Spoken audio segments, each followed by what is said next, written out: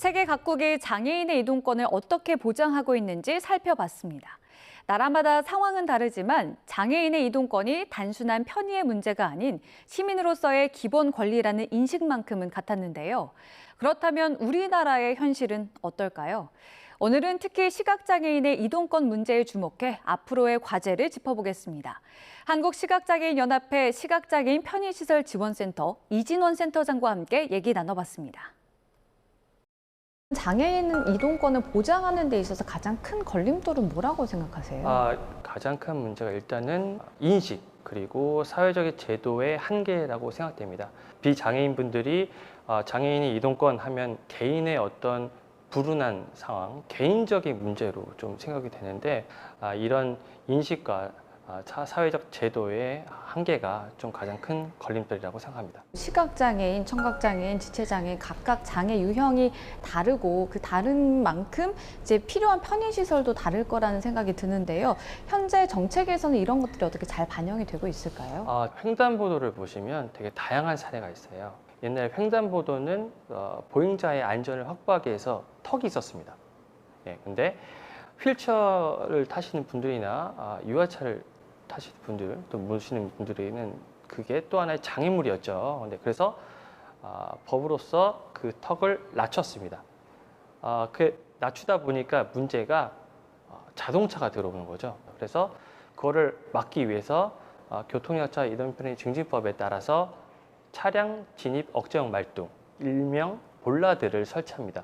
이는 또 시각장애인에게는 또 보행상 장애 요소가 되는 거죠.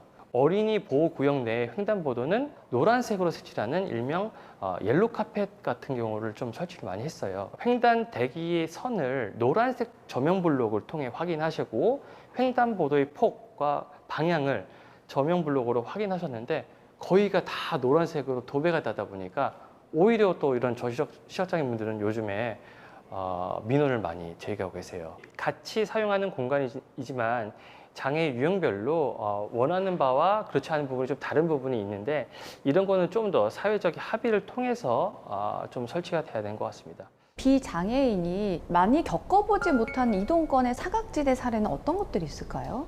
우리 보통 집에서 나오면은 맨 처음 접하게 되는 도로가 골목길, 생활도로입니다. 그런 생활도로나 이면도로 같은 이런 도로에는 현행 법으로 이동 편의시설의 설치 지침이 없어요. 그래서 주차 공간도 있고 중간중간에 뭐 헌호 수거함도 있고 전봇대도 있고 그런 부분에 있어서 장애인분들이 어떤 보행상 차량과의 그 경계 부분을 확보하거나 안전을 확보하기 쉽지 않습니다.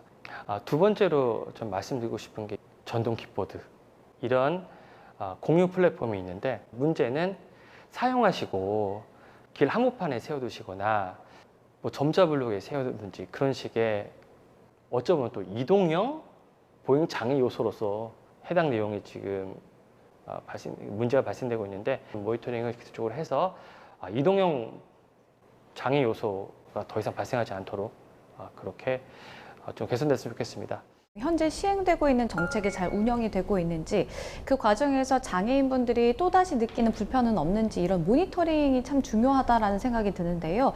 모니터링은 어떻게 잘 운영이 되고 있습니까? 정부에서 매년 교통약자 이동편의 실태 조사를 합니다.